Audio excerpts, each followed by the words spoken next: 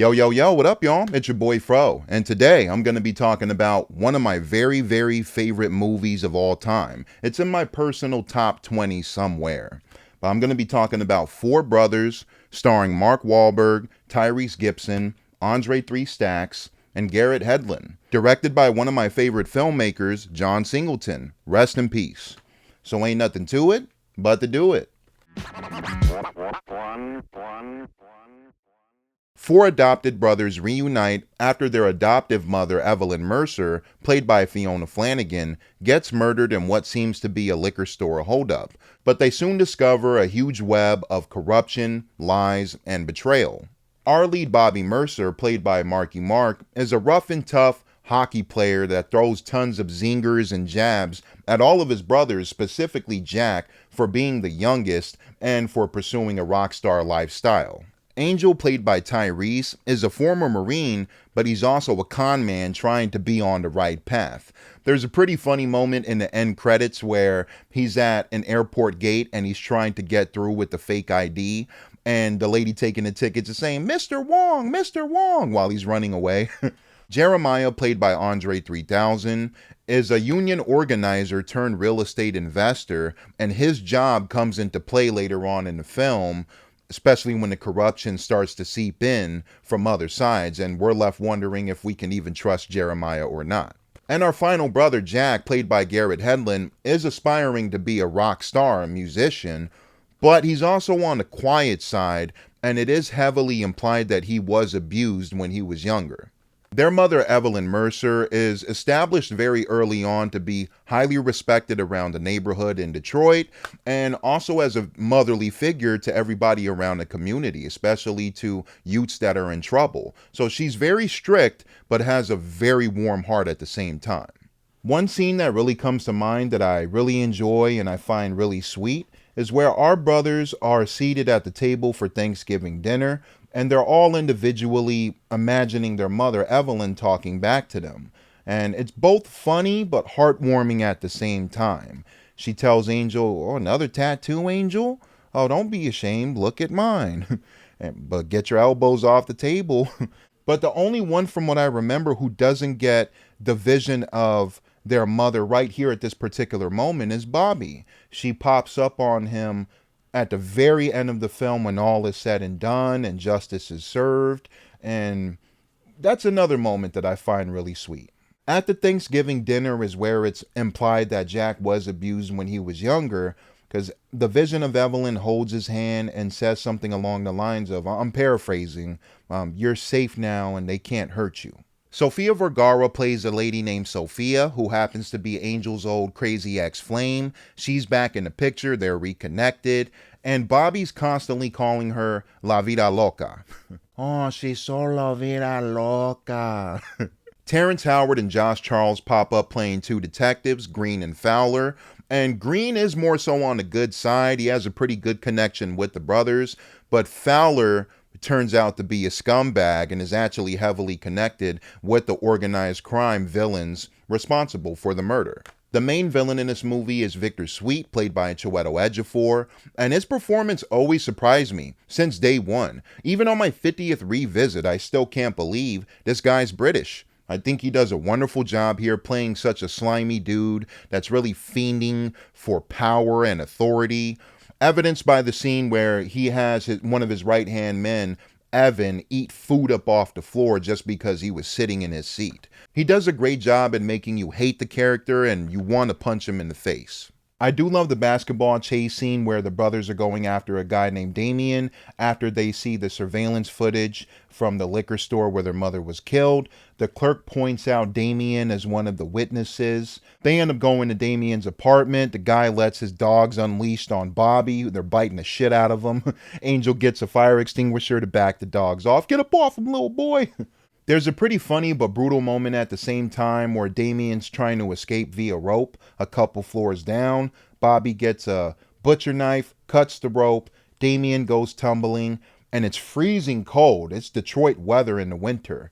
So they pop up on him. Damien's bone is sticking out of his leg. He won't give up the info. And Angel says something along the lines of, "All right, turn into a fucking fudgesicle then."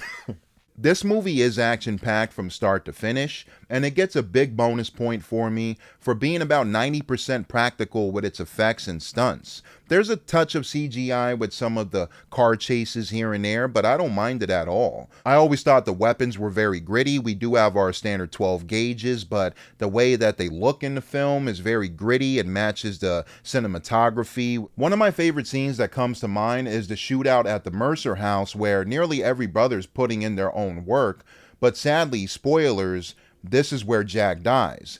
One of the bad guys wearing a hockey mask rolls up on a house, yells out, "Your mother was a whore." Jack gets pissed off, starts chasing him down, but the bad guy in the hockey mask pulls out a Desert Eagle, shoots him right in the chest. Really brutal moment. And when Jack is running away, they're gunning him down with machine guns, hitting him in the legs. So while the shootout is popping off and the three main brothers are returning fire, doing the best they can, holding down the fort, Jack is slowly dying in the snow. So it's very emotional, very sad moment for me, but Garrett Hedlund sells it very well. I think he does a great job here with his performance. It definitely rips a hole in the chest. A scene that really messes me up is when we do discover that Fowler is in fact a dirty cop, and he's playing pool with Green. Green is starting to connect the dots, and he gets pissed off, slams the pool stick over Fowler's leg, and right when we think Green is going to walk off and turn Fowler in, Fowler guns him down. And this part always pissed me off. I always wanted Green to survive because I really liked his character. Fowler does eventually get what's coming to him when he gets gunned down by his own near the end. After a confrontation with him and Angel, Angel puts a plastic bag over his face. Looks like Fowler's going to overpower him, but the police are thinking that Fowler's overtaking Angel, so in response, they gun him down. It is later revealed that Fowler was involved in getting Evelyn killed, and the main reason is Evelyn tried to file a police report against Victor Sweet for complicating Jeremiah's business. And since Fowler works very close with Victor, he alerted Victor of what's going on, who later put out the hit on Evelyn.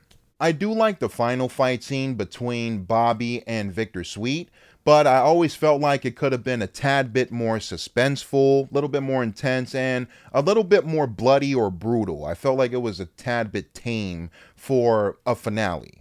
But I will say I always liked that Evan, the right-hand man, does go on the good side and pretty much feeds Victor Sweet to Bobby on the platter and lets him duke it out. One of the funnier scenes to me is where all brothers are getting interrogated by the police and they're saying very similar insults to them, where they're like, "I was bumping uglies with your wife," and even Jeremiah, who's one of the more subdued, one of the more calmer brothers, is even getting one or two quips in as well.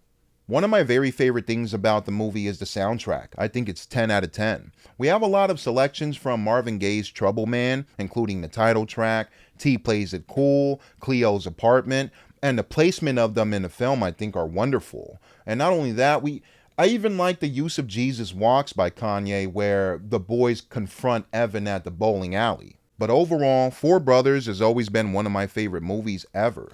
I think we have a really cool cast that seems like it wouldn't work on paper, but here on screen, everybody's chemistry here is dynamite. It's electric. Mark Wahlberg, Tyrese Gibson, Andre 3000, Garrett Hedlund all work very well together. And there is a lot of improvisation between our four leads that ends up landing a lot of the more memorable quotes in the film. It does make me crack a rib when Bobby's constantly making fun of Jack. Jack drinks Jack, Jack drinks Jack, Jack licks ass crack and ball sack. This is a type of movie that has pretty much everything I'm looking for. Action, comedy, crime, drama, thriller. I'm going to give Four Brothers a 10 out of 10. Here's some random trivia. Ben Affleck turned down the script because he thought it was ultra violent, which I think was a good decision. I like Ben, but I don't think he fit well for Four Brothers. And Ethan Hawke also turned it down, who I think would have done a wonderful job playing Bobby Mercer. But at the same time, even though I'm a big fan of Ethan, this is my personal favorite Mark Wahlberg performance out of his whole filmography. I think he's at his most electric here compared to a lot of his other roles. And that's it, y'all. It's your boy Fro. What do you think about this flick? Do you like it? Do you hate it? Do you like it as much as I do? Comment below. Let me know your thoughts. In the meantime, between time, I'm on to the next review. Thank you guys for watching. Tomorrow's my birthday, so I'm going to be celebrating with the fam. And Ernest Scared Stupid review tomorrow. Another big, huge Fro favorite. Thank you guys. Bong. What are you guys doing? You all take your examples. What are you doing? Get your little asses home now.